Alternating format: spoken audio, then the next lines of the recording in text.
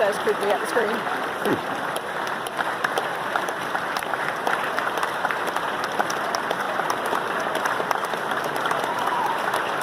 System simulation in sustainable infrastructure systems and Doctors of Engineering in Engineering, Transport and the Environment.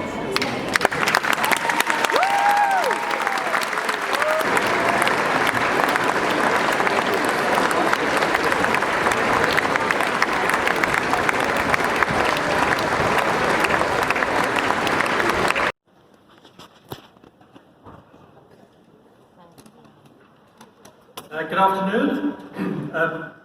As Dean of the Faculty of Engineering and Physical Sciences, I give my warmest congratulations to all of the students who graduated today. It's wonderful to be here in person after so many online events in this wonderful stadium. All of the students here today have achieved remarkable success with us here at Southampton, and they have, of course, faced many obstacles on the way. Not least, of course, which was a pandemic. All of the students have been on an amazing journey. Graduation is a momentous occasion, I know, for the students and the parents.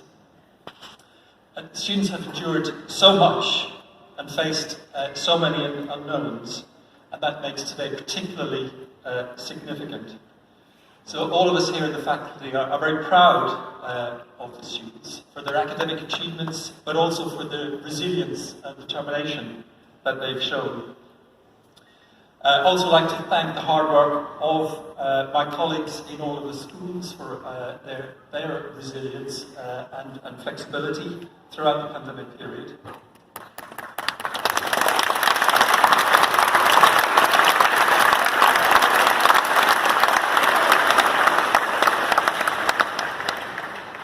So finally, a word to those students who are still here. You've all already been part of our alumni community for 1 or 2 years, but it's important to remember that you will remain members of the school and the faculty, and we ask you to stay in touch with us over the years.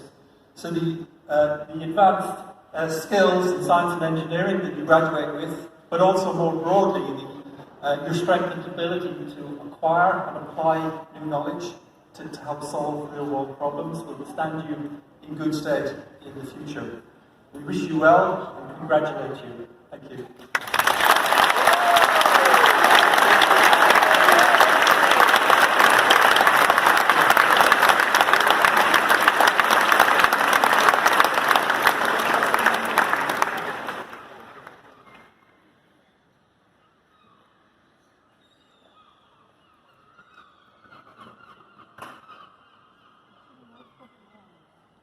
Hello, I'm the public orator, and I'm going to introduce the recipient of our honorary degree. Hayatan Silliman is the Chief Executive Officer of the Royal Academy of Engineering, its first female CEO. Hayatan earned a master's degree in biochemistry from the University of Oxford before completing a PhD in cancer research at Cancer Research UK. Her move across to engineering wasn't a planned career change. In the final year of her PhD, she developed very severe chemical sensitivities that meant she could no longer pursue a lab-based career. Her condition was so extreme that she left the lab one day and was never allowed back in. At that stage, claims Hayatan, she sort of stumbled into the world of engineering and science policy without really knowing much about it. She discovered that engineers are the hidden enablers of everything we take for granted in modern life, from turning on the tap, to the smartphones that we check the moment we've woken up, to clean energy, to access to medicine. Engineers literally design and deliver the physical and digital infrastructure, the services that we rely on every day, even if we are totally oblivious to it. Hayatan believes that her own fortuitous journey from biochemist to engineer is far from unique.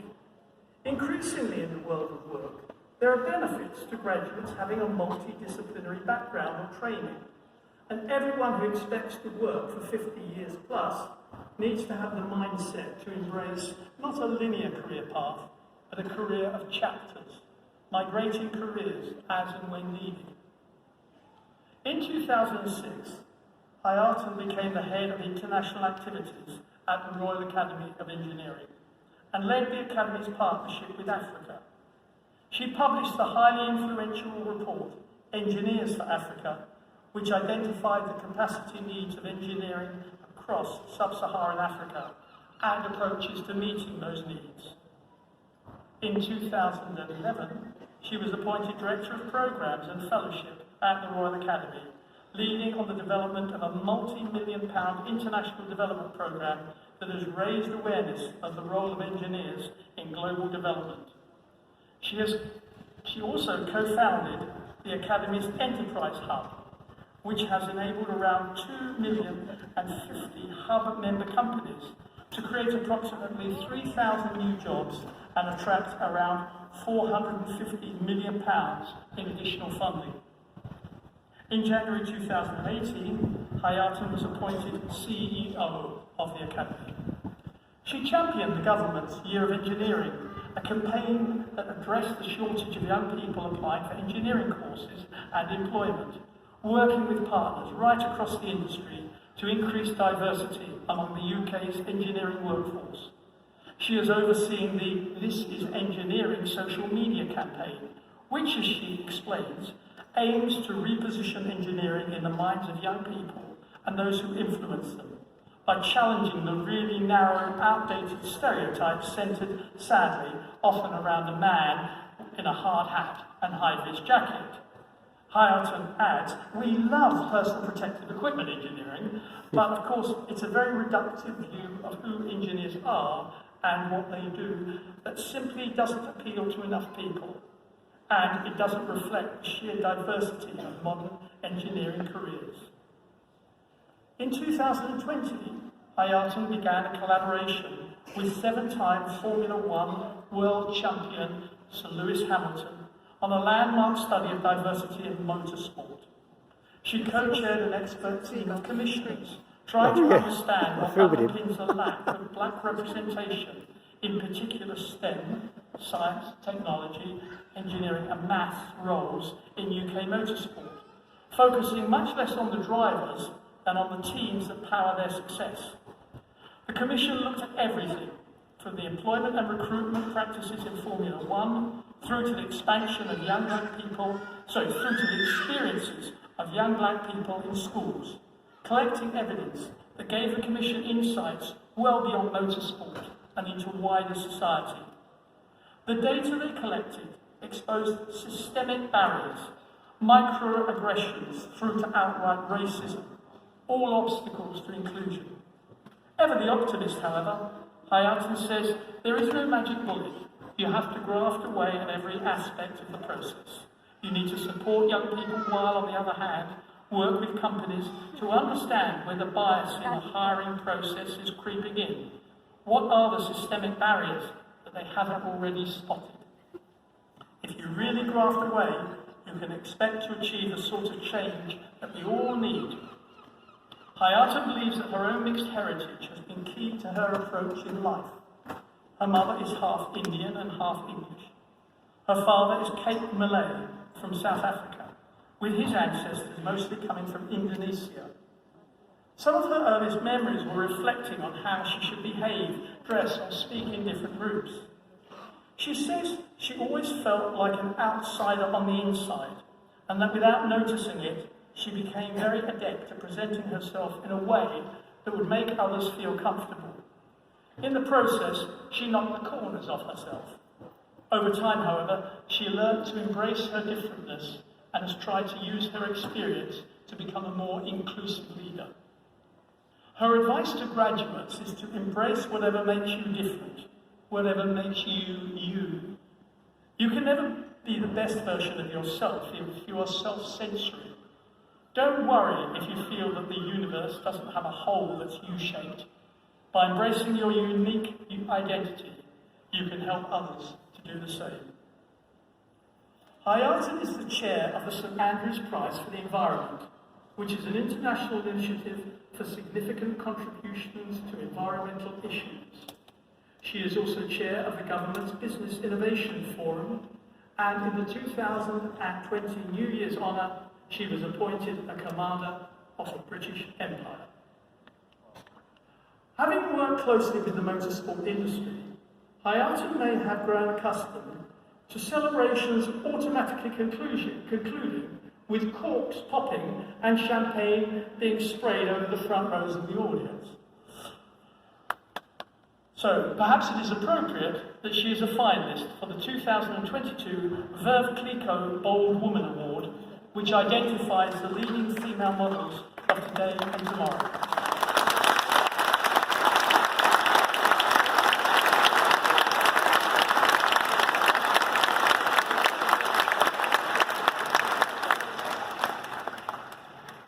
Hayata has been instrumental in promoting how engineering can drive international development.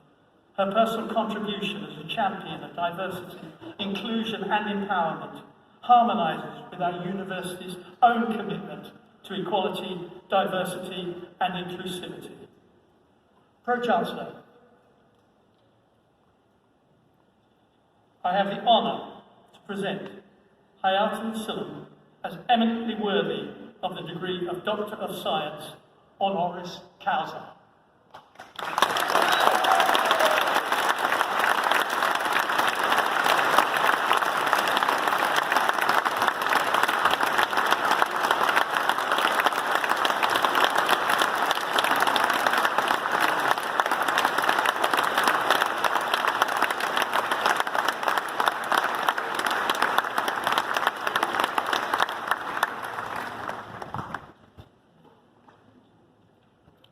Pro-Chancellor, Vice-Chancellor, members of the University, graduates and guests, I am really deeply humbled to be standing here today before you all.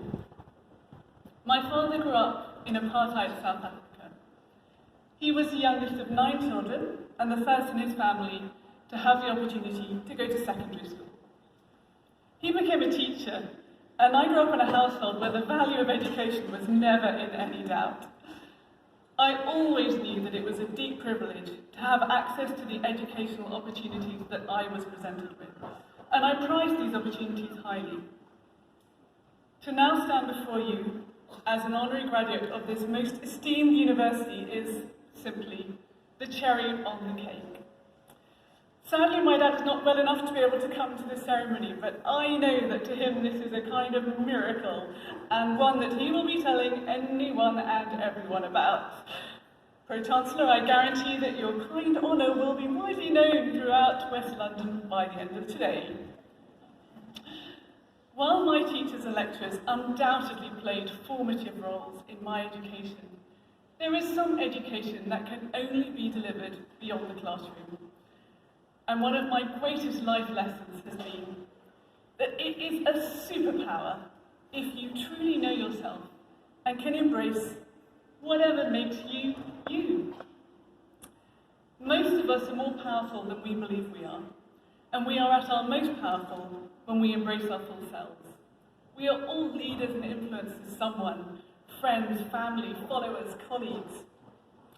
But as graduates in subjects like engineering, technology, computing, science, you carry the extra power and responsibility that comes with being creators and shapers of the world we all live in.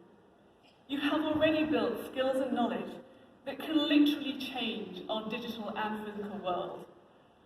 Today is all about the applause and the cheering. But one of the innovators that we featured in our This is Engineering campaign poses the question: do you want to spend your life in the audience, on the stand, cheering for people? Or do you want to be in the field, playing the game? Well, by choosing STEM subjects, you've made sure that you've got a place out on that field. However you choose to use your knowledge or skills, whether it's within engineering and STEM or beyond, go out into the world, owning that power that you have to shape our world for the better, and to be a force for good in people's lives. Congratulations to each and every one of our graduates. I wish you every success and happiness on your journey. And along the way, I hope that you will embrace whatever makes you different, whatever makes you you, and help others to do the same. Thank you so much.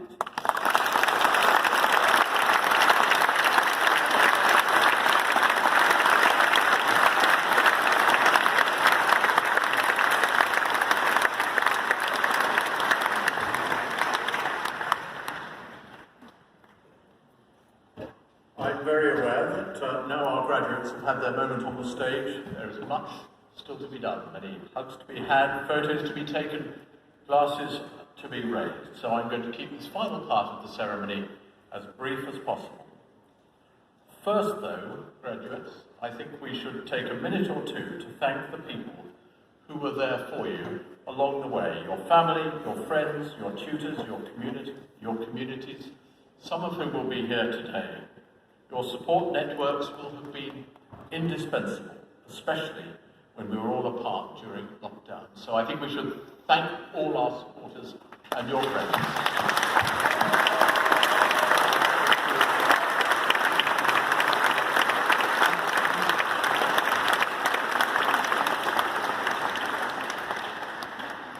Let me add to this by saying a big thank you, graduates. Thank you for your hard work, your dedication, your enthusiasm, your bright ideas, your bright minds.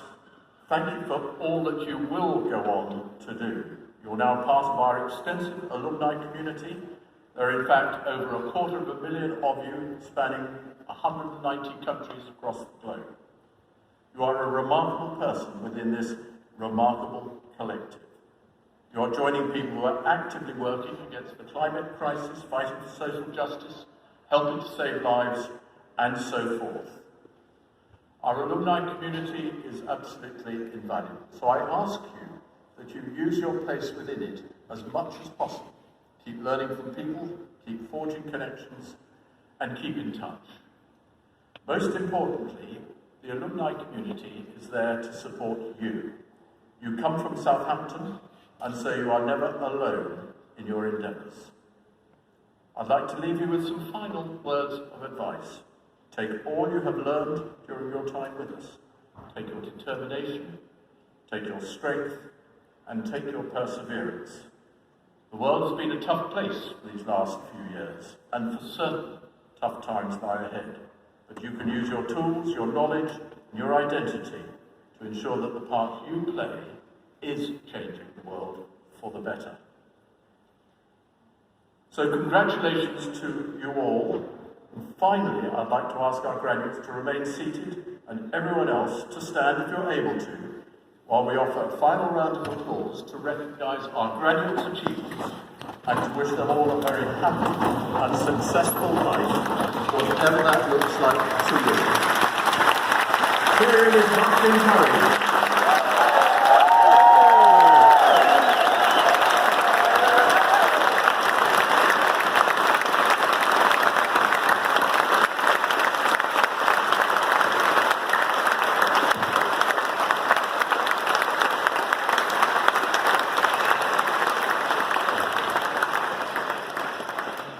I now formally declare this ceremony closed.